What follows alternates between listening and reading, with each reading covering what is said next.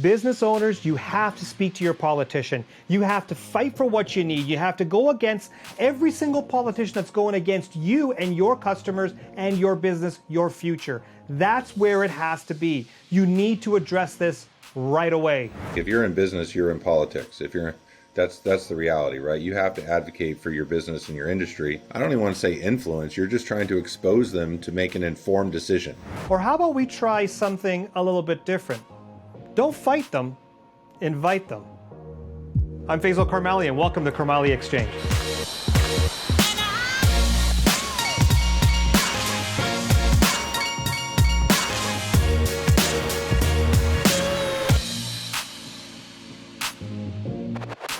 Well, welcome. This is going to be very interesting. I'm talking to, about bankruptcy, going from that all the way to growing your business at 16 different locations. That's huge. Talking about being in an industry where it's pretty much saturated. There's so many players. How do you stand out from the rest? And I've been saying this for a long time now. Business owners need to get involved as advocates in the political stream, making sure their voices are heard. And we found someone who's doing all three in one shot. Please join me with Chris Smith, President and CEO of Fitness World. Chris, welcome to the show. Yeah, thank you so much for having me today, Faisal. I want to get right into the whole bankruptcy thing. I think people need to understand what you went through. Walk us through. Pandemic hits, and you have to file for bankruptcy. What was the story behind that? Yeah, I mean, I can give you the quick Coles Notes version of it.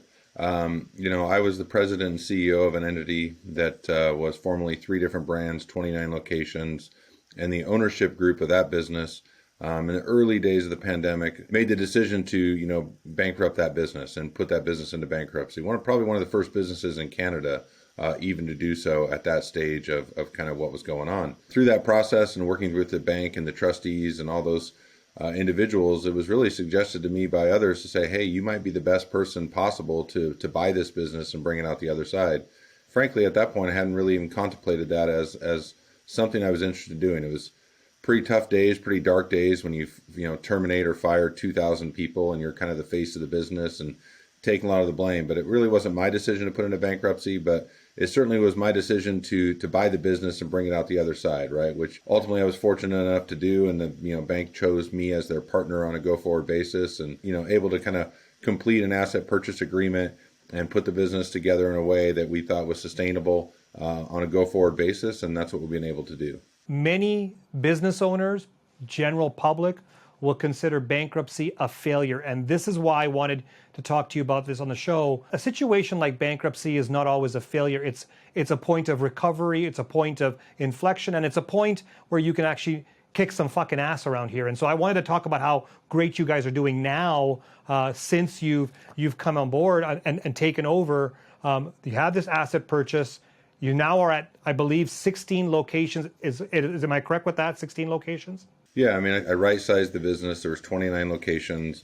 I closed a number of them if I didn't have a lot of confidence that, based on what was going on. At that point, there were so many unknowns. One of the kind of epic things that we were able to do is we were actually renegotiate all of our leases. So we either got, significant addendums and or rewrote, 15 commercial leases in 45 days. As part of that reopening process. And even that experience alone, not to mention dealing with all the lawyers, the banks, the trustees, all the other different, professionals that you get an opportunity to interact with in a situation like this. Yeah, there is some great learning if you're open to learning it. And then obviously, yeah, there's a lot of adversity that you got to push through, a lot of early mornings, a lot of late nights and everything in between, but certainly an incredible experience for me and the team that I was able to put together. The media and social media have glamorized entrepreneurs and business owners. But people don't realize that this is part of the shit that goes on when you're dealing with a business. And so how do you focus going forward and saying, this is where we're headed, even though we were just there at the point where we consider it bankruptcy, or possibly some people will call it failure? Yeah, I mean, my viewpoint certainly can be different than others, but, when I look at the Canadian viewpoint, I look at the programs that were put in place and things to kind of help businesses from an overall subsidy perspective. If you compare that to, say, the U.S., in Canada, we were actually very fortunate in the way in terms of how support was provided to business and really the access that was able to be provided.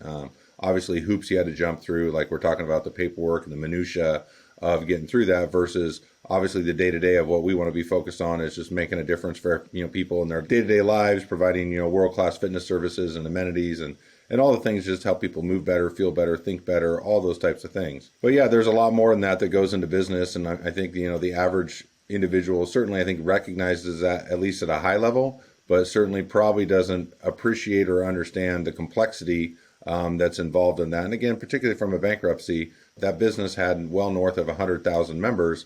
So a lot of those people are upset, right? And rightfully so. And so just even dealing with consumer affairs, right? Start dealing with all of the contract stuff, dealing with all the banks, the credit card companies, all the things that went with that. Certainly very, very complex. We made a lot of decisions early on strategically that we're going to do a lot of goodwill. So we honored everything, right? We honored a bunch of memberships. We did a bunch of decisions that we thought were maybe not good for our bank account, but certainly the right thing for those communities and the right thing for those customers or members that we were wanting to stay members, right? And so we made a lot of those decisions early on to kind of do the right thing, which, is often a cliche in business, easier said than done. But that's what we did early on. And certainly we would say, looking back, a lot of those decisions were definitely the right decision. When you look at where we are right now, a lot of people will say to me, the fitness industry is somewhat saturated. But your brand, holy shit, you guys are so well known. You've got such a great rapport with the public. You've got your members love you. What are you guys doing that's so different that can compete with the competition? Yeah, I appreciate you asking that. So when you look at kind of what we've done, everything from the branding to the paint to the light package to the music that's there, we want an energy. We want a vibe. We want that kind of place away from home, if you will. And what we do know after the pandemic on businesses and industries that were challenged, we certainly know that businesses that offer a service are really thriving, particularly those that offer great service. And so everything that we can do to provide world-class customer service, treat people the right way, we look at our Google reviews, and our Google reviews are some of the highest, not just in our marketplace, but frankly, the industry. And so, we look at that, and that's going from worst to first, because certainly coming out of the bankruptcy, people weren't saying a lot of great things. And that was really just a reflection, again, of I went to the public, I went to members, I went to a lot of people. I said, hey, what should we do? What should be different? How should we build this business? What would be a gym that you'd want to keep coming to? What would be a place that you'd want to tell your friends about? And getting all those answers and all those surveys, both formal and informal, anecdotal, data, subjective, objective, you name it, getting all that information to kind of say, okay, well, this is what consumers are asking for. And I think that's what separates you from your competition is you're community focused, not cookie cutter. It's not the same type of experience in each community because every community within the Lower Mainland is different. There's different demographics. There's different needs. Right? Whether that be to have child minding in a club versus to not have child minding. Is that a community where really there's young parents, or is it a community that's made up of more working professionals that aren't in that place and phase of their life? And so we've really kind of adapted each of our clubs to really meet the community where they want to be. And that's been a really good formula for us. Chris, the next point that I wanted to bring up was about you getting involved in the political side, because I've talked to a lot of business owners across this country. A lot of them are silent. They don't think it's their arena to get involved in. They're not stepping up and speaking about all issues that are not only important to their own business, but their industry as a total, or as business owners as a community. When you look at your reason to get into being more an advocate in the political arena, what spurred that? What was the trigger, the spark that got you in there? I think, if you're not advocating for your business, then you're not really in business, right? Like if you're in business, you're in politics. That's the reality, right? You have to advocate for your business and your industry. How does someone like an average business owner get involved in now? Different industries have different types of trade associations or things that you can participate in, which we certainly believe in and we do. So we're members of IRSA, the International Health and Racket Sport Association. We're also members of FIC, which is Fitness Industry Canada. So that's certainly much more on a local level. And the folks that head up that organization in Canada in particular have done a phenomenal job advocating for our industry and fighting for industry. So everything from tax laws that make things more difficult than they need to be, and or asking for waivers that just really are unnecessary and burdensome, to even just making sure our voice is being heard on things like minimum wage, which again, I want to pay people a fair wage and I want people to be able to earn. But even the recent announcement in BC of $1.10 increase that was just announced, I mean, The reality is that'll cost my business $20,000 a month. And everyone's like, well, good. Well, I mean, it's good up until what point? I think you've nailed something. Many times, business owners like you and I, or entrepreneurs, have been seen as the villain, the bad guy in the story. As the cost of labor goes up, either because of an increase in minimum wage or purely because of supply and demand market conditions, we're entrepreneurs at the end of the day. We're going to be innovative enough to look at how we can help not only the business grow, not only help our customer, but also help the bottom line, because we also have business partners, shareholders. We've taken risk. We want to see a return on our investment as well. When we put all that into place, we're going to be innovative. That's why we exist as business owners and entrepreneurs. At what point can businesses continue to be in business, and or will there continue just to be an evolution in technological solutions that will just ultimately phase out a lot of these jobs, which is unfortunate. And that's going to be the reality. And you've seen this already in the fast food industry. I mean, it's all over the fast food industry. You can't walk in a McDonald's now and talk to somebody.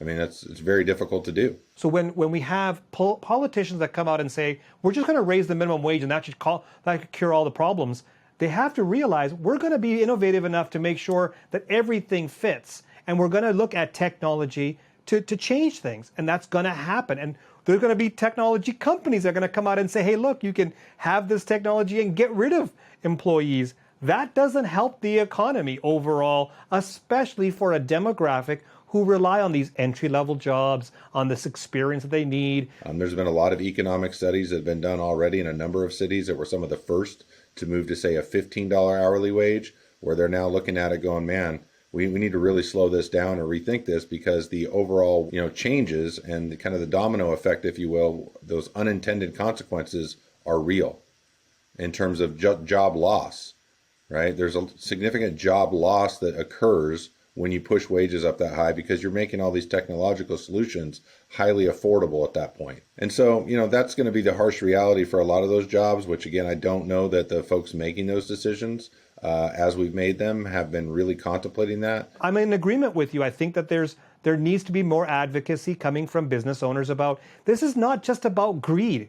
This is about the bigger picture. I think if we take care of our employees, I think if we look for the long term for our employees, we can actually make a benefit to them. But if we look purely at just minimum wage and those types of conditions, you're going to have entrepreneurs who are going to be innovative to make sure that they can reach all the goals, including the bottom line. Because any business that doesn't have a bottom line is going to fail over time. And I think that's what the government needs to understand. What are 2 or 3 things business owners can do to get involved, to have Parliament, have their provincial legislation or their municipal government hear their voice? What can they do? Give me 2 or 3 ideas. Yeah, so in our case, right, the health minister and those ministers that were directly involved in, on a daily basis. So you want to definitely have a relationship with them as best you can. So at a minimum, you certainly want to be writing to them and reaching out to their offices so they know who you are. Certainly your local MLA, and same thing, kind of, reaching out to them. And it's not just always to complain about things that you don't like, right? Invite them to your events, invite them to your grand openings, invite them to things that you're doing in your business as well, because they want to be part of that community. I mean, they ran all of their election platforms is that they are going to represent the people of that community. So invite them out, right? Have them involved in your business. So, it's one thing to think about a fitness center and it's 25,000 square feet and employs 100 people.